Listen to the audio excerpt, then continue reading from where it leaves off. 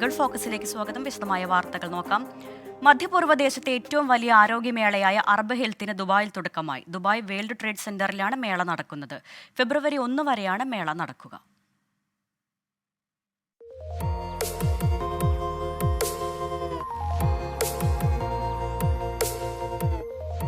ആരോഗ്യമേഖലയിലെ നൂതന സാങ്കേതിക വിദ്യകളും രോഗപ്രതിരോധ സംവിധാനങ്ങളും ലോകത്തിന് പരിചയപ്പെടുത്തുക എന്ന ഉദ്ദേശത്തോടെ നടക്കുന്ന മേളയുടെ 49ാമത് എഡിഷനാണ് തുടക്കമായിരിക്കുന്നത്. 180-ലധികം രാജ്യങ്ങളിൽ നിന്നുള്ള 3500ഓളം പ്രദർശകർ ഇത്തവണത്തെ മേളയിൽ പങ്കെടുക്കുന്നുണ്ട്. ഇന്ത്യയിൽ നിന്നും നിരവധി ഫാർമസ്യൂട്ടിക്കൽ കമ്പനികളും ആരോഗ്യ മേഖലയുമായി ബന്ധപ്പെട്ട കമ്പനികളും പ്രദർശനത്തിൽ പങ്കെടുക്കാനായി എത്തിയിട്ടുണ്ട്. വലിയ പ്രതീക്ഷയോടെയാണ് മേളയെ കാണുന്നതെന്ന് മേളയ്ക്കെത്തിയ ഹിമാചൽ പ്രദേശ് വ്യവസായ മന്ത്രി ഹർഷവർദ്ധൻ ചൗഹാൻ പറഞ്ഞു. और हम बहुत सारा हिमाचल से एक्सपोर्ट भी करते हैं, मेडिसिन और एक्सपोर्ट भी कर रहे हैं. तो हमने इनवाइट किया है. हिमाचल प्रदेश में एक 1950 करोड़ का मेडिकल बल ड्रग पार्क बनने जा रहा है और एक हमारा मेडिसिनल डिवाइस पार्क नालागढ़ में 350 करोड़ का बनने जा रहा है. तो वो बड़े उसके लिए हम इनवाइट करने आए हैं और यहाँ देखने आए हैं. അതോടൊപ്പം 4 ദിവസങ്ങളിലായി നടക്കുന്ന മേളയിൽ ആരോഗ്യ മേഖലയുമായി ബന്ധപ്പെട്ട അന്താരാഷ്ട്ര സമ്മേളനങ്ങൾ, ചർച്ചകൾ, ചികിത്സാരംഗത്തും അനുബന്ധ മേഖലകളിലുമുള്ള വികാസങ്ങൾ വിലയിരുത്തുന്ന സെഷനുകൾ എന്നിവയെല്ലാം നടക്കും. ഫെബ്രുവരി 1 വരെയാണ് പ്രദർശനം പുരോഗമിക്കുക. ആരോഗ്യരംഗത്തെ പുത്തൻ ചലനങ്ങൾ കൃത്യമായി അവതരിപ്പിച്ചാണ് അറബ് ഹെൽത്ത് പുരോഗമിക്കുന്നത്. ദുബായിൽ നിന്നും ശരത് ചെറുകുന്നിനൊപ്പം അരുൺ പാറാട്ട്, 24. അബുദാബി ഹൈവേയിൽ മിനിമം വേഗപരിധി പാലിച്ചില്ലെങ്കിൽ 400 ദിർഹം പിഴ അടയ്ക്കണമെന്ന് അബുദാബി പോലീസിന്റെ മുന്നറിയിപ്പ്. ഷെയ്ഖ് മുഹമ്മദ് ബിൻ റാഷിദ് റോഡിലെ മിനിമം വേഗ നിയമം ഇരുഭാഗത്തേക്കുമുള്ള വാഹനങ്ങൾക്ക് ബാധകമാണെന്നും പോലീസ് വ്യക്തമാക്കി. ഇടതുവശത്ത് നിന്നുള്ള 2 ലൈനുകളിലെ മിനിമം വേഗത മണിക്കൂറിൽ 120 കിലോമീറ്ററും പരമാവധി വേഗത മണിക്കൂറിൽ 140 കിലോമീറ്ററുമാണ്. കുറഞ്ഞ വേഗതയിൽ യാത്ര ചെയ്യേണ്ടവർക്ക് വലതുവശം ചേർന്നുള്ള 2 ലൈനുകൾ ഉപയോഗിക്കണമെന്നും പോലീസ് അറിയിച്ചു. ഡ്രൈവർമാരുടെ സുരക്ഷ കണക്കിലെടുത്താണ് ഹൈവേയിലെ 2 ലൈനുകളിൽ മിനിമം വേഗപരിധി നടപ്പാക്കിയത്. സൗദിയിലെ ഖത്തീഫ് മുനിസിപ്പാലിറ്റിയുടെ നേതൃത്വത്തിൽ സംഘടിപ്പിച്ച ഫ്ലവർ ഷോ ശ്രദ്ധേയമായി. ഒരാഴ്ചക്കാലം നീണ്ടുനിന്ന പുഷ്പമേള കാണാൻ നിരവധി പേരാണ് എത്തിയത്. സൗദിയിലെ ഖത്തീഫ് മുനിസിപ്പാലിറ്റിയുടെ നേതൃത്വത്തിലാണ് ഈ വർഷവും ഫ്ലവർ ഷോ ഒരുക്കിയത്. എല്ലാ വർഷവും തണുപ്പ് കാലത്താണ് ഈ മേള ഒരുക്കുന്നത്. പതിവിൽ നിന്നും വ്യത്യസ്തമായാണ് ഫ്ലവർ ഷോ ഒരുക്കിയത്. മാറിവരുന്ന സൗദിക്കൊപ്പം ഇത്തരം ആഘോഷങ്ങളുടെ ആരവങ്ങളും സാന്നിധ്യവുമെല്ലാം വ്യത്യസ്തമാണ്. കഴിഞ്ഞ വർഷത്തേക്കാൾ ഏറ്റവും കൂടുതൽ സ്വദേശികളും വിദേശികളും കുടുംബസഹിത മേളയിലേക്ക് എത്തിയതായി Qatif director general of public relations മേധാവി അബ്ദുള്ള ബിൻ മുഹമ്മദ് അൽ ദായിഫ് പറഞ്ഞു. 5 ലക്ഷം പൂക്കളാണ് ഈ വർഷം മേളയിൽ നിരത്തിയത്. വിവിധ നിറങ്ങൾ കൊണ്ടും സുഗന്ധം കൊണ്ടും സമ്പന്നമായിരുന്നു ഈ വർഷത്തെ ഫ്ലവർ ഷോ. 10 ദിവസം നീണ്ടുനിന്ന മേള കാണാൻ നിരവധി പേരാണ് എത്തിയത്.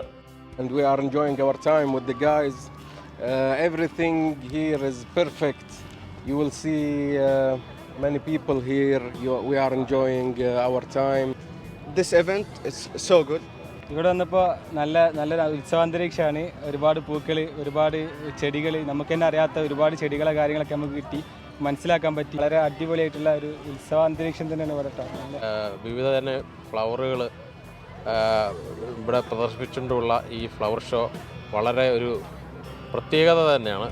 സൗദി അറേബ്യയിൽ ഞങ്ങൾ ആദ്യമായിട്ട് പങ്കെടുക്കുന്ന ഒരു ഫ്ലവർ ഷോ ആണ്. ഇത് ഒരു വല്ലാത്തൊരു അനുഭവം തന്നെയാണ്. ഇതിലെ ഈ ഫ്ലവർ ഷോ എല്ലാം കൊണ്ടും നല്ലൊരു എക്സ്പീരിയൻസ് ആയിരുന്നു.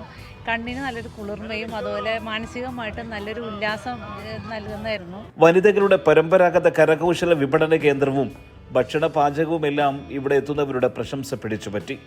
കുട്ടികൾക്കും മുതിർന്നവർക്കുമെല്ലാം വർണ്ണവിസ്മയങ്ങളുടെ ആഘോഷ രാവുകളായി തീർന്നു ഖത്തീഫ് ഫ്ലവർ ഷോ. സുബൈറുദ്ദീനൂർ, 24, ദമാം. KKMA കുവൈറ്റിന്റെ ആഭിമുഖ്യത്തിൽ ഇന്ത്യയുടെ 75ാമത് റിപ്പബ്ലിക് ദിനം ആഘോഷിച്ചു. കേന്ദ്ര പ്രസിഡന്റ് ഇബ്രാഹിം കുന്നിൽ അധ്യക്ഷനായി. ജനറൽ സെക്രട്ടറി KC റഫീഖ് സ്വാഗതം പറഞ്ഞു. മംഗഫ് ഹാർമണി ഓഡിറ്റോറിയത്തിൽ സംഘടിപ്പിച്ച പരിപാടിയിൽ കുവൈറ്റിന്റെ വിവിധ ഏരിയകളിൽ നിന്നായി നിരവധി പേർ പങ്കെടുത്തു. കുവൈറ്റ് സിറ്റി മാർത്തോമ ഇടവകയുടെ വജ്ര ജൂബിലി ആഘോഷങ്ങൾ സമാപിച്ചു. 1 വർഷം നീണ്ടുനിന്ന പരിപാടികൾക്കാണ് അബ്ബാസിയ അസ്പയർ സ്കൂൾ ഓഡിറ്റോറിയത്തിൽ സമാപനം കുറിച്ചത്. ഇടവക വികാരി റവറന്റ് AD സഖറിയ അധ്യക്ഷത വഹിച്ച യോഗം ഡോക്ടർ ഐസക് മാർ പീലക്സിനോസ് എപ്പിസ്കോപ്പ ഉദ്ഘാടനം ചെയ്തു. NK പ്രേമചന്ദ്രൻ MP മുഖ്യാതിഥിയായി. Indian embassy community secretary Harit Shelat, ഭദ്രാസന കൗൺസിൽ അംഗം വർഗീസ് മാത്യു എന്നിവർ ആശംസകൾ അറിയിച്ചു. ബിജോയ് ജേക്കബ് മാത്യു സ്വാഗതവും ഷിലു ജോർജ് നന്ദിയും പറഞ്ഞു. വജ്രജൂബിലി സ്മരണയുടെയും യുവജന സഖ്യ പ്രസിദ്ധീകരണമായ സഭാവർഷത്തിന്റെയും പ്രകാശനം നടന്നു. കരിപ്പൂരിൽ നിന്നുള്ള ഹജ്ജ് യാത്രാ നിരക്കിലെ വർധനയിൽ പ്രതിഷേധം ശക്തമാകുന്നു. തീരുമാനം തിരുത്തിയില്ലെങ്കിൽ പ്രക്ഷോഭത്തിലേക്ക് കടക്കാനാണ് മുസ്ലിം ലീഗിന്റെ തീരുമാനം. നിരക്ക് വർധന വിശ്വാസികളോടുള്ള ക്രൂരതയാണെന്ന് സംസ്ഥാന സെക്രട്ടറി PMA സലാം 24-നോട് പറഞ്ഞു. ഹജ്ജ് യാത്രാ നിരക്ക് വർധന രാഷ്ട്രീയ ആയുധമാക്കുക കൂടിയാണ് മുസ്ലിം ലീഗ്. കരിപ്പൂരിൽ നിന്നുള്ള യാത്രാ നിരക്ക് കൂടിയതിൽ കേന്ദ്ര സംസ്ഥാന സർക്കാരുകൾ മറുപടി പറയണമെന്നാണ് ആവശ്യം. റീടെൻഡർ നടത്തുകയോ എയർ ഇന്ത്യ നിരക്ക് കുറക്കുകയോ ചെയ്തില്ലെങ്കിൽ പ്രക്ഷോഭം ശക്തമാക്കുമെന്ന മുസ്ലിം ലീഗ് സംസ്ഥാന ജനറൽ സെക്രട്ടറി PMA സലാം. ഞങ്ങൾ കാത്തുനിൽക്കും. ഞങ്ങളുടെ പരാതികൾ, ഞങ്ങളുടെ നിവേദനങ്ങൾ, ഞങ്ങളുടെ അഭ്യർത്ഥനകൾ കേന്ദ്രവും കേരളവും എങ്ങനെ നോക്കിക്കാണുന്നത് ഞങ്ങൾ പരിശോധിക്കും. ഇല്ലെങ്കിൽ ശക്തമായ പ്രക്ഷോഭത്തിന് മുസ്ലിം ലീഗ് നേതൃത്വം നൽകേണ്ടി വരും എന്നുകൂടി ഓർമ്മപ്പെടുത്തുന്നു. കരിപ്പൂരിൽ നിന്ന് 1,65,000 രൂപയും കണ്ണൂർ, നെടുമ്പാശ്ശേരി എന്നിവിടങ്ങളിൽ നിന്ന് 85,000 രൂപയുമാണ് ഹജ്ജ് യാത്രാ നിരക്ക്. കേന്ദ്ര ഹജ്ജ് കമ്മിറ്റിയുടെയും ന്യൂനപക്ഷ വ്യോമയാന മന്ത്രാലയങ്ങളുടെയും ഇടപെടൽ ഉണ്ടാകുമെന്ന പ്രതീക്ഷയിലാണ് 10,000-ലധികം വരുന്ന ഹജ്ജ് തീർത്ഥാടകർ. 24 മലപ്പുറം. മാലദ്വീപ് പ്രസിഡന്റ് മുഹമ്മദ് മൊയ്സുവിനെതിരെ ഇംപീച്ച്മെന്റ് പ്രമേയം അവതരിപ്പിക്കാൻ ഒരുങ്ങി പ്രതിപക്ഷ പാർട്ടികൾക്കിടയിൽ ഒപ്പുശേഖരണം തുടങ്ങി. മുഹമ്മദ് മൊയ്സുവിന്റെ ചൈനീസ് അനുകൂല നിലപാടുകളിൽ പ്രതിഷേധിച്ചാണ് നീക്കം. പാർലമെന്റിൽ കഴിഞ്ഞ ദിവസം നടന്ന പ്രതിഷേധങ്ങൾക്ക് പിന്നാലെയാണ് പുതിയ നടപടി. മാലദ്വീപിലെ പ്രധാന പ്രതിപക്ഷമായ മാലദ്വീപ് ഡെമോക്രാറ്റിക് പാർട്ടി മുഹമ്മദ് മൊയ്സുവിനെതിരെ ഇംപീച്ച്മെന്റ് നടപടിക്കാവശ്യമായ ഒപ്പ് ശേഖരിച്ചതായാണ് വിവരം. പ്രമേയത്തെ MDPയുടെയും ഡെമോക്രാറ്റുകളുടെയും പ്രതിനിധികൾ ഉൾപ്പെടെ 34 അംഗങ്ങൾ പിന്തുണച്ചതായാണ് റിപ്പോർട്ടുകൾ. മുഹമ്മദ് മൊയ്സുവിന്റെ മന്ത്രിസഭയിലെ 4 അംഗങ്ങളുടെ അംഗീകാരത്തെ ചൊല്ലിയുള്ള അഭിപ്രായ വ്യത്യാസത്തെ തുടർന്നാണ് സർക്കാർ അനുകൂല MPമാരും പ്രതിപക്ഷ അംഗങ്ങളും തമ്മിൽ ഞായറാഴ്ച പാർലമെന്റിൽ സംഘർഷമുണ്ടായത്. മാറിയ സാഹചര്യത്തിൽ പാർലമെന്റിന്റെ സുരക്ഷ വർദ്ധിപ്പിച്ചു. International desk 24. സൊമാലിയൻ കടൽക്കൊള്ളക്കാർ തട്ടിക്കൊണ്ടുപോയ ഇറാൻ മത്സ്യബന്ധന കപ്പൽ നാവികസേന മോചിപ്പിച്ചു. ഇന്ത്യയുടെ യുദ്ധക്കപ്പലായ INS സുമിത്രയുടെ നേതൃത്വത്തിലായിരുന്നു രക്ഷാദൌത്യം. കപ്പലിനൊപ്പം 17 ജീവനക്കാരെയും നാവികസേന കൊള്ളക്കാരിൽ നിന്നും മോചിപ്പിച്ചു. കൊച്ചിയിൽ നിന്നും 700 നോട്ടിക്കൽ മൈൽ അകലെയാണ് സംഭവം നടന്നത്. INS സുമിത്രയിലെ ധ്രുവ് ഹെലികോപ്റ്റർ ഉപയോഗിച്ച് കപ്പൽ വളഞ്ഞായിരുന്നു ദൌത്യത്തിന്റെ തുടക്കം. സംസ്ഥാനത്ത് ജാതി സെൻസസ് സാധ്യമല്ലെന്ന് കേരളം സുപ്രീം കോടതിയിൽ. കേന്ദ്രം സമർപ്പിച്ച മാർഗനിർദ്ദേശങ്ങൾ അനുസരിച്ച് സെൻസസ് നടത്തുക അപ്രായോഗികമായതിനാൽ കോടതി അലക്ഷ്യ നടപടികൾ അവസാനിപ്പിക്കണമെന്ന് സത്യവാങ്മൂലത്തിൽ വ്യക്തമാക്കുന്നു. ജാതി സെൻസസ് വേണമോ വേണ്ടയോ എന്ന് തീരുമാനിക്കേണ്ടത് കേന്ദ്രമാണെന്നും കേരളം വിശദീകരിച്ചു. ജാതി സെൻസസ് നീക്കങ്ങൾക്ക് തുടക്കത്തിലെ സംസ്ഥാന സർക്കാരിന്റെ ചുമപ്പ് card minority Indians planning and vigilance commission trust നൽകിയ കോടതിയലക്ഷ്യ ഹർജിയിലാണ് ചീഫ് സെക്രട്ടറിയുടെ നയം വ്യക്തമാക്കൽ. സാമൂഹികവും വിദ്യാഭ്യാസപരവുമായി പിന്നാക്കം നിൽക്കുന്നവരെ കണ്ടെത്തേണ്ടത് കേന്ദ്ര സർക്കാരാണ്. സംസ്ഥാനത്തിന് ഇക്കാര്യത്തിൽ ഒരു റോളുമില്ല. 102ാം ഭരണഘടനാ ഭേദഗതി നിലവിൽ വന്നു കഴിഞ്ഞു. സംസ്ഥാനങ്ങളിൽ സാമൂഹികവും വിദ്യാഭ്യാസപരവുമായി പിന്നാക്കം നിൽക്കുന്നവരെ പ്രഖ്യാപിക്കാനുള്ള അധികാരം ഇതോടെ രാഷ്ട്രപതിക്ക് മാത്രമായി. സുപ്രീം കോടതിയും ഇത് ശരിവച്ചിട്ടുണ്ടെന്നും ചീഫ് സെക്രട്ടറി സത്യവാങ്മൂലത്തിൽ വിശദീകരിച്ചു. കേരളത്തിലെ സാമൂഹിക സാമ്പത്തിക സ്ഥിതി സംബന്ധിച്ച് 2011 സെൻസസിന്റെ ഭാഗമായി കേന്ദ്രം ഡാറ്റ ശേഖരിച്ചിരുന്നു. കേന്ദ്രം വിവരശേഖരണം നടത്തിയ സാഹചര്യത്തിൽ പ്രത്യേകമായി സർവേ നടത്തേണ്ട എന്നായിരുന്നു കേരളത്തിന്റെ നിലപാട്. ഇക്കാര്യവും ചീഫ് സെക്രട്ടറി സുപ്രീം കോടതിയിൽ നൽകിയ സത്യവാങ്മൂലം വ്യക്തമാക്കുന്നു. കേന്ദ്രം നൽകിയ റിപ്പോർട്ടനുസരിച്ച് കേരളത്തിലെ സാമൂഹികവും വിദ്യാഭ്യാസപരവുമായി പിന്നാക്കം നിൽക്കുന്ന വിഭാഗങ്ങളെ കണ്ടെത്തുക പ്രായോഗികമല്ലെന്നും സംസ്ഥാന സർക്കാർ കുറ്റപ്പെടുത്തുന്നു. സംവരണ പട്ടിക പരിഷ്കരിക്കാനുള്ള സാമൂഹിക സാമ്പത്തിക സർവേ പൂർത്തിയാക്കാൻ അനുവദിച്ച സമയപരിധി കഴിഞ്ഞ സാഹചര്യത്തിൽ സമർപ്പിച്ച ഹർജിയിലാണ് സംസ്ഥാനം നിലപാടറിയിച്ചത്. R. രാധാകൃഷ്ണൻ, 24, ഡൽഹി. വിലവർധനയിൽ പ്രതിഷേധിച്ച് മഹിളാ കോൺഗ്രസ് നടത്തിയ നിയമസഭാ മാർച്ചിൽ സംഘർഷം. പ്രവർത്തകർ ബാരിക്കേഡ് മറികടക്കാൻ ശ്രമിച്ചതോടെ പോലീസ് 2 തവണ ജലപീരങ്കി പ്രയോഗിച്ചു. ആലപ്പുഴയിൽ യൂത്ത് കോൺഗ്രസ് മാർച്ചിനിടെ പോലീസ് മർദ്ദനത്തിൽ ഗുരുതരമായി പരുക്കേറ്റ മേഘാ രഞ്ജിത്തിനെ KPCC അധ്യക്ഷൻ K. സുധാകരൻ സന്ദർശിച്ചു.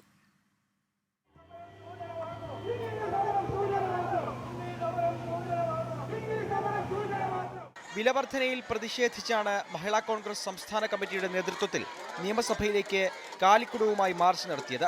പ്രവർത്തകർ ബാരിക്കേഡ് മറികടക്കാൻ ശ്രമിച്ചതോടെ പോലീസ് 2 തവണ ജലപീരങ്കി പ്രയോഗിച്ചു. ജബി മേത്ര അടക്കമുള്ള നേതാക്കൾക്ക് പരിക്കേറ്റു. മാർച്ച് പ്രതിപക്ഷ നേതാവ് VD സതീശൻ ഉദ്ഘാടനം ചെയ്തു. സർക്കാർ സംസ്ഥാനത്തെ മുച്ചൂടും മുടിപ്പിച്ചുവെന്ന് VD സതീശൻ വിമർശിച്ചു.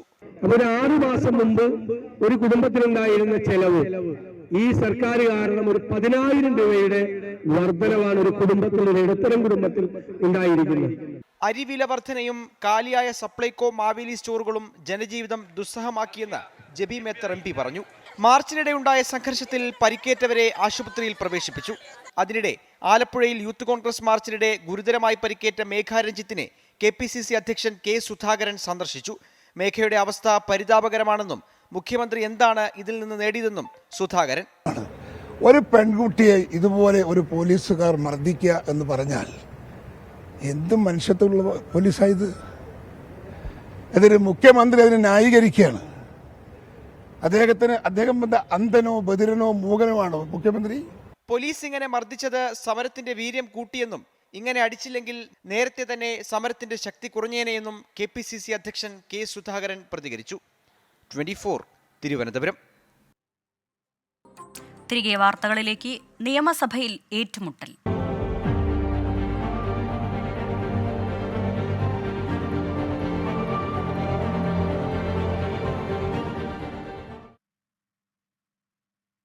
ക്ഷേമ പെൻഷൻ മുടങ്ങുന്നുവെന്നാരോപിച്ച് പ്രതിപക്ഷം നിയമസഭാ നടപടികൾ ബഹിഷ്കരിച്ചു. അടിയന്തര പ്രമേയമായി വിഷയം ഉന്നയിച്ച പ്രതിപക്ഷം സഭയുടെ നടുത്തളത്തിലിറങ്ങി പ്രതിഷേധിച്ച ശേഷമായിരുന്നു നടപടികൾ ബഹിഷ്കരിച്ചത്. വസ്തുതകളല്ല പ്രതിപക്ഷം പറയുന്നതെന്ന് കുറ്റപ്പെടുത്തിയ ധനമന്ത്രി ക്ഷേമ പെൻഷൻ വർദ്ധിപ്പിക്കുമെന്നും പ്രഖ്യാപിച്ചു. നവകേരള സദസ്സ് നടത്തി ആർഭാടം നടത്തുന്നതാണ് സർക്കാരിന്റെ മുൻഗണനയെന്ന് പ്രതിപക്ഷ നേതാവ് VD സതീശൻ കുറ്റപ്പെടുത്തി. ചക്കിട്ടപ്പാറ വളയം സ്വദേശി ജോസഫിന്റെ ആത്മഹത്യ ക്ഷേമ പെൻഷൻ ലഭിക്കാത്തതിനെ തുടർന്ന് ചൂണ്ടിക്കാണിച്ചായിരുന്നു പ്രതിപക്ഷത്തിന്റെ അടിയന്തര പ്രമേയം. ധനമന്ത്രി KN ബാലഗോപാൽ പ്രതിപക്ഷവാദം നിഷേധിച്ചു. ഒരു വർഷത്തിനിടയിൽ പെൻഷനും തൊഴിലുറപ്പുമായി 52,400 രൂപ ജോസഫ് കൈപ്പറ്റിയെന്ന് മന്ത്രി നിയമസഭയിൽ പറഞ്ഞു. ഈ വളയത്ത് ജോസഫ് ഒരു വർഷത്തിനിടയിൽ പെൻഷനും തൊഴിലുറപ്പ് കൂലിയുമായിട്ട് കൈപ്പറ്റിയത് 52,400 രൂപ ഈ ഒരു വർഷത്തിനിടയിൽ അദ്ദേഹത്തിന് കിട്ടിയിട്ടുണ്ട്. സാർ, ഇത്രയും വിവാദം ഉണ്ടാക്കി സാർ, ഒരു മനുഷ്യൻ ആത്മഹത്യ ചെയ്ത കാര്യത്തെ തെറ്റായിട്ട് കേരളത്തെയും ഇന്ത്യയിലാകെയും പ്രചരിപ്പിക്കാൻ ശ്രമിക്കുന്ന ഒരു കാര്യമായിട്ട് ഞാൻ പറയുകയാണ് സാർ. എന്നിട്ട് സാമൂഹ്യ സുരക്ഷാ പെൻഷനെ പറ്റി പറയുമ്പോൾ ഉമ്മൻചാണ്ടിയുടെ കാലത്ത് 18 മാസം കുടിശ്ശിക എന്ന കള്ളക്കഥ പറയുകയാണെന്ന് അടിയന്തര പ്രമേയം അവതരിപ്പിച്ച PC വിഷ്ണുനാഥ്. 1000 കോടി രൂപ ഈ സർക്കാർ അധികാരത്തിൽ വന്നതിന് ശേഷം കുടിശ്ശികയായി കൊടുത്തിട്ടുണ്ട് എന്ന് അദ്ദേഹം പറയുന്നു. 18 മാസത്തെ കുടിശ്ശിക 1000 കോടിയാണോ സാർ? അങ്ങേക്കും കണക്കറിയാലോ. ക്ഷേമ പെൻഷൻ വിതരണത്തിലെ മുൻ സർക്കാരുകളുടെ ഇടപെടൽ ചൂണ്ടിക്കാണിച്ചായിരുന്നു പിന്നീട് ഭരണ പ്രതിപക്ഷ പോര്. AK ആന്റണി സർക്കാർ 30 മാസം കുടിശ്ശിക വരുത്തിയെന്ന് മന്ത്രി KN ബാലഗോപാലിന്റെ ആരോപണം. ക്ഷേമ പെൻഷൻ വർദ്ധിപ്പിച്ചത് ഇടതു സർക്കാരുകളെന്നും മന്ത്രി. ഇനിയും തുക വർദ്ധിപ്പിക്കുമെന്ന പ്രഖ്യാപനം. ചോദിക്കുന്ന ചോദ്യത്തിനല്ല മറുപടിയെന്ന് പ്രതിപക്ഷത്തിന്റെ ആരോപണം. പെൻഷൻ തുക മാത്രമല്ല സാധനങ്ങളുടെ വിലയും ഒപ്പം വർദ്ധിച്ചെന്ന് പ്രതിപക്ഷ നേതാവ്.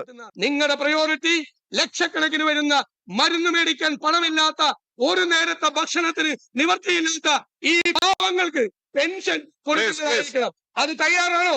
അതാകുമോ നിങ്ങളുടെ പ്രയോറിറ്റി? അടിയന്തര പ്രമേയത്തിന് അനുമതി നിഷേധിച്ചതിന് ശേഷം സഭയുടെ നടുത്തളത്തിൽ പ്രതിപക്ഷം പ്രതിഷേധിച്ചു. പിന്നാലെ സഭ ബഹിഷ്കരിച്ച് ഇറങ്ങിപ്പോയി. 24 തിരുവനന്തപുരം. നിയമസഭാ കാര്യോപദേശക സമിതിയിൽ രൂക്ഷമായ വാക്പോരുമായി മുഖ്യമന്ത്രിയും പ്രതിപക്ഷ നേതാവും. ബജറ്റ് തീയതി മാറ്റണമെന്ന പ്രതിപക്ഷ ആവശ്യത്തിലാണ് ഇരുവരും കൊമ്പുകോർത്തത്. ലോക്സഭാ തെരഞ്ഞെടുപ്പ്, പ്രതിപക്ഷ സമരം തുടങ്ങിയ കാരണങ്ങളാൽ നിയമസഭാ സമ്മേളനം വെട്ടിച്ചുരുക്കി.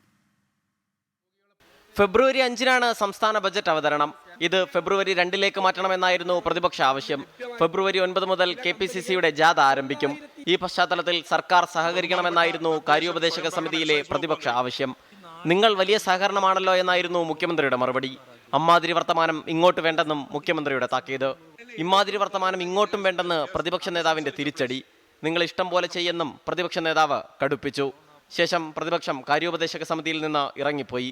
ബജറ്റ് അവതരണ ദിവസം മാറ്റണമെന്ന പ്രതിപക്ഷ ആവശ്യം പരിഗണിച്ചില്ലെങ്കിലും നിയമസഭാ സമ്മേളനം വെട്ടിച്ചുരുക്കി. ഫെബ്രുവരി 15-ന് സമ്മേളനം അവസാനിക്കും. നേരത്തെ മാർച്ച് 27 വരെ സഭ സമ്മേളിക്കാനായിരുന്നു തീരുമാനിച്ചിരുന്നത്. ഫെബ്രുവരി 12 മുതൽ 15 വരെയുള്ള ദിവസങ്ങളിൽ ബജറ്റ് ചർച്ച നടക്കും. 15-ന് വോട്ട് ഓൺ അക്കൗണ്ട് പാസാക്കി സഭ അനിശ്ചിതകാലത്തേക്ക് പിരിയും. ലോക്സഭാ തെരഞ്ഞെടുപ്പ്, പ്രതിപക്ഷ ആവശ്യം തുടങ്ങിയവ പരിഗണിച്ചാണ് തീരുമാനം. 24 തിരുവനന്തപുരം. CPIM കേന്ദ്ര കമ്മിറ്റി യോഗത്തിൽ കോൺഗ്രസിന് രൂക്ഷ വിമർശനം. ഇന്ത്യ മുന്നണിയുമായി ബന്ധപ്പെട്ട കാര്യങ്ങളിൽ കോൺഗ്രസ് വേണ്ടത്ര ശ്രദ്ധ കാണിച്ചില്ല. കേരളത്തിൽ ഗവർണർ സൃഷ്ടിക്കുന്ന പ്രശ്നങ്ങളും യോഗത്തിൽ റിപ്പോർട്ട് ചെയ്തു. ലോക്സഭാ തെരഞ്ഞെടുപ്പിലെ സ്ഥാനാർത്ഥി നിർണയ ചർച്ചകളിലേക്കും CPIM കടന്നു. അടുത്ത മാസം 12-ന് സംസ്ഥാന കമ്മിറ്റി യോഗം ചേരും. ചിലയിടങ്ങളിൽ ത്രികോണ മത്സരത്തിന് സാധ്യതയെന്നും സംസ്ഥാന നേതൃത്വം വിലയിരുത്തി. രാജ്യത്തെ ഏകീകൃത സിവിൽ കോഡ് ഉടൻ നടപ്പാക്കുമെന്ന് നടനും BJP നേതാവുമായ സുരേഷ് ഗോപി. അടുത്ത ലോക്സഭാ തെരഞ്ഞെടുപ്പ് കൂടി കഴിഞ്ഞാൽ ഏകീകൃത സിവിൽ കോഡ് നടപ്പാക്കുമെന്നും BJP പദയാത്രയിൽ സംസാരിക്കവേ സുരേഷ് ഗോപി വ്യക്തമാക്കി. ഏകീകൃത സിവിൽ കോഡ് നടപ്പാക്കാനുള്ള നടപടിക്രമങ്ങൾ ഉത്തരാഖണ്ഡ് സർക്കാർ വേഗത്തിലാക്കി. BJP സംസ്ഥാന അധ്യക്ഷൻ K. സുരേന്ദ്രൻ നയിക്കുന്ന കേരള പദയാത്രയുടെ കണ്ണൂരിലെ പൊതുസമ്മേളന വേദിയിലാണ് സുരേഷ് ഗോപി ഏകീകൃത സിവിൽ കോഡിനെ പറ്റി പറഞ്ഞത്. യൂണിഫോം സിവിൽ കോഡിന് വേണ്ടി നിലകൊള്ളുന്ന ഒരു സർക്കാരാണ്. അത് അടുത്ത ഇലക്ഷൻ മാനിഫെസ്റ്റോയിൽ വാഗ്ദാനമായിട്ട് വരുമെങ്കിൽ, അത് നടപ്പിലാക്കിയെടുക്കുമെങ്കിൽ പിന്നെ എവിടെയാണ് ജാതിക്ക് സ്ഥാനം? അത് സംഭവിച്ചിരിക്കും. കേരളയിൽ വരും കേട്ടോ എന്ന് പറയുന്നത് പോലെയല്ല ഇതെന്നും സുരേഷ് ഗോപി പരിഹസിച്ചു. മറ്റേ കേരളയിൽ വരും കേട്ടോ എന്ന് പറഞ്ഞതുപോലെ അല്ല.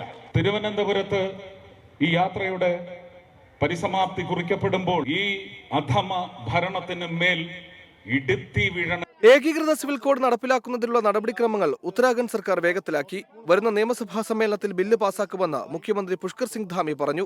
ബില്ല് പാസാക്കാൻ ഫെബ്രുവരി 5-ന് ഏകദിന പ്രത്യേക സമ്മേളനം വിളിച്ചു ചേർക്കും. ഇതിന് മുന്നോടിയായി ജസ്റ്റിസ് രഞ്ജന ദേശായിയുടെ നേതൃത്വത്തിലുള്ള സമിതി ഏകീകൃത സിവിൽ കോഡിലുള്ള കരട് റിപ്പോർട്ട് ഉടൻ സർക്കാരിന് കൈമാറും. ഏകീകൃത സിവിൽ കോഡ് നടപ്പാക്കുമെന്ന് ആദ്യം പ്രഖ്യാപിച്ച് നടപടികൾ ആരംഭിച്ച സംസ്ഥാനമാണ് ഉത്തരാഖണ്ഡ്. 24 കണ്ണൂർ. പ്രേക്ഷകരെ ചേർത്ത് നിർത്തി ചാനൽ ചരിത്രത്തിൽ പുതിയ അധ്യായം കുറിച്ച് 24. കൊച്ചി കടവന്ത്ര രാജീവ് ഗാന്ധി ഇൻഡോർ സ്റ്റേഡിയത്തിൽ നടന്ന പ്രേക്ഷകരുടെ സംസ്ഥാന സമ്മേളനത്തിലേക്ക് ഒഴുകിയെത്തിയത് ജനസഞ്ചയം.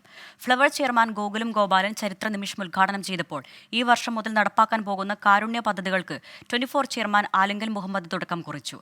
24 അവതാരകരുടെയും ഫ്ലവേഴ്സിലെ ജനപ്രിയ പരിപാടികളിലൂടെ ശ്രദ്ധ നേടിയ താരങ്ങളുടെയും കലാപ്രകടനങ്ങൾ പരിപാടിക്ക് മിഴിവേകി.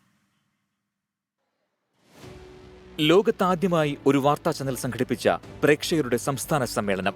അതിൽ പങ്കാളിയായി ചരിത്രത്തിന്റെ ഭാഗമായത് നിരവധി പേർ. കാണികൾക്ക് സമ്മാനമായി ആദ്യം വേദിയിലെത്തിയത് 24 അവതാരകരുടെ നൃത്താവിഷ്കാരം. സംസ്ഥാന സമ്മേളനത്തിന്റെ ഉദ്ദേശലക്ഷ്യം വിവരിച്ച് ഫ്ലവേഴ്സ് MDയും 24 ചീഫ് എഡിറ്ററുമായ R. ശ്രീകണ്ഠൻ നായർ. ലോകത്തൊരു ടെലിവിഷൻ ചാനലും ചെയ്യാത്തൊരു കർമ്മ പദ്ധതിയാണ് ഇതിപ്പോൾ നടക്കാൻ പോകുന്നത്. പ്രേക്ഷകരെ പ്രത്യക്ഷമായി കാണാനും കാണാനും അവരോട് സംസാരിക്കാനും സമ്മതിക്കാനും ഒരു സംസ്ഥാന സമ്മേളനം സംഘടിപ്പിക്കുക സാധാരണഗതിയിൽ അത് നടക്കാത്തൊരു കാര്യമാണ്. ഫ്ലവേഴ്സ് ചെയർമാൻ ഗോകുലം ഗോപാലനാണ് ചരിത്ര സമ്മേളനം ഉദ്ഘാടനം ചെയ്തത്. ഉപേക്ഷിക്കപ്പെട്ട അമ്മമാർക്ക് കാരുണ്യത്തിന്റെ കരങ്ങൾ നീട്ടി ഫ്ലവേഴ്സ് ചെയർമാൻ ഗോകുലം ഗോപാലൻ. റൂമിൽ ഉറുമ്പരിക്കുമ്പോൾ നാട്ടുകാർ എടുത്തു കൊണ്ടുവന്ന് വിട്ട ആൾക്കാരാണ്. 120ഓളം ആളുകൾ. ഇപ്പോൾ ചില ആൾ സുഖമായിട്ട് പോകുന്നുണ്ട്, ചില 5, 6, 8, 10 കൊല്ലത്തോളം താമസിച്ചുകൊണ്ടിരിക്കുന്നുണ്ട്. 15 വർഷമായി ഞാൻ ആരംഭിച്ചിട്ട്. ഇന്നും നിങ്ങൾ ആരെങ്കിലും നിങ്ങളുടെ ഇടയിൽ ആരും നോക്കാനുള്ള ആളില്ലെങ്കിൽ അവരെ നമ്മൾ നോക്കാം എന്നുള്ളതാണ്. അതെൻ്റെ ഏറ്റവും വലിയ ഭാഗ്യമായിട്ട് ഞാൻ കാണുവാണ്. 24 കണക്റ്റിന്റെ കാരുണ്യ പദ്ധതികൾക്ക് 24 ചെയർമാൻ ആലുങ്കൽ മുഹമ്മദ് തുടക്കം കുറിച്ചു. പ്രളയം, ഒരുപാട് കെടുതികളും പലതും നമ്മുടെ നാട്ടിൽ പല സമയങ്ങളിലായി സംഭവിച്ചിട്ടുണ്ട്. ആ സമയത്തെല്ലാം 24ന്റെ സാന്നിധ്യം നിങ്ങളെല്ലാവരും കണ്ടതാണ്. അത്തരം അവസരങ്ങളിലും അത് ഏറ്റെടുക്കാനും പാവപ്പെട്ടവരെ സഹായിക്കാനും ഉള്ള ഒരു വേദിയും കൂടിയാണ് ഈ 24 കണക്റ്റിനെ കാണുന്നത്. കഷ്ടതകളിൽ ആരും തനിച്ചല്ല എന്നോർമ്മപ്പെടുത്തി ഒറ്റപ്പെട്ടു പോയവർക്ക് താങ്ങാവാനുള്ള 24ന്റെ പദ്ധതി മലയാളി ചെയിന് തുടക്കമായി. ചെറുപ്രായത്തിൽ മാതാവിന്റെയും അനിയന്റെയും സംരക്ഷണം ഏറ്റെടുക്കേണ്ടി വന്ന തിരുവനന്തപുരത്തെ നിഖിൽ വിനോദിനെ വേദിയിൽ ആദരിച്ചു. നിഖിലിന്റെ പഠനവും മാതാവിന്റെ ചികിത്സാ ചെലവും ഏറ്റെടുക്കുമെന്ന് വേദിയിൽ 24 ചെയർമാൻ ആലുങ്കൽ മുഹമ്മദിന്റെ ഉറപ്പ്. ഏറ്റവും വലിയ എൻ്റെ ജീവിതത്തിൽ എനിക്ക് ചെയ്യാൻ പറ്റിയ ഏറ്റവും വലിയൊരു കാര്യമാണിത്. നിങ്ങൾ കണ്ടുപഠിക്കേണ്ടത് നിഖിലിനെയാണ്. നിഖിലിനെ പോലെ എങ്ങനെ ജീവിതത്തിൽ നേരിടണമെന്ന് നിങ്ങൾ അവനെ കണ്ടുപഠിക്കണം. കുട്ടികളിൽ ഉണ്ടാകുന്ന ടൈപ്പ് 1 പ്രമേഹത്തിന് പ്രത്യേക ശ്രദ്ധ നൽകിക്കൊണ്ടുള്ള പ്രവർത്തനങ്ങളും ആരംഭിച്ചു. ജനക്ഷേമം ലക്ഷ്യമാക്കി തുടങ്ങിയ പദ്ധതികൾ അടിയന്തര പ്രാധാന്യത്തോടെ പൂർത്തീകരിക്കുമെന്നും 24ന്റെ ഉറപ്പ്. സ്കൂളിലൊക്കെ 2ാം ക്ലാസ്സിലൊക്കെ പോകുന്ന കുട്ടികളൊക്കെ തന്നെ മെഡിസിൻ എടുത്തുകൊണ്ട് പോകുക. അവർ കൂടെ തന്നെ മെഷീനിലൂടെ മരുന്ന് കുത്തിവെച്ചുകൊണ്ടിരിക്കുക. അങ്ങനെയൊക്കെ പറയുന്ന അപകടകരമായ കാഴ്ചയിലൂടെ ഒരു 10 ലക്ഷം കുട്ടികളുണ്ടെന്നാണ് പറയുന്നത് ടൈപ്പ് 1 ഡയബറ്റിക് രോഗികളായി. അവരെ സംരക്ഷിക്കാനുള്ള ഒരു നീക്കവും 24 കണക്ട് നടത്തുന്നു. അവതാരകരും പ്രേക്ഷകരും തമ്മിലുള്ള ചാറ്റ് ഷോയും നവ്യാനുഭവമായി. പ്രേക്ഷകർക്കിടയിൽ വാർത്താമുറിയൊരുക്കി ന്യൂസ് ബുള്ളറ്റിൻ. ഓട്ടോമാറ്റിക് ഒരു വീൽചെയർ കിട്ടണം. നമ്മളൊരു വീൽചെയർ വാങ്ങിച്ചു വരും. വീട് കിട്ടിയത് വലിയ സന്തോഷം. നമ്മുടെ ഇവിടെ വീട് കിട്ടിയ ആളാണ്. 100 വീടുകളിൽ ഒരെണ്ണം കിട്ടിയ ആളാണ്. കേരള കോൺഗ്രസ് ജോസഫ് വിഭാഗത്തിലെ തർക്കങ്ങളിൽ കോൺഗ്രസിന് അതൃപ്തി. ബീഹാറിൽ BJP പിന്തുണയോടെ നിതീഷ് കുമാർ മുഖ്യമന്ത്രിയായി സത്യപ്രതിജ്ഞ ചെയ്യുകയാണ്. ഫ്ലവേഴ്സ് 24 കുടുംബാംഗങ്ങളുടെ വിവിധ കലാപരിപാടികളും അരങ്ങേറി. ലോക ടെലിവിഷൻ ചരിത്രത്തിൽ പുതിയൊരു അധ്യായം എഴുതി ചേർത്താണ് 24 പ്രേക്ഷകരുടെ സംസ്ഥാന സമ്മേളനം അവസാനിച്ചത്. ഈ പരിപാടി വൻ വിജയമാക്കിയ പ്രിയപ്പെട്ട പ്രേക്ഷകർക്ക് നന്ദി.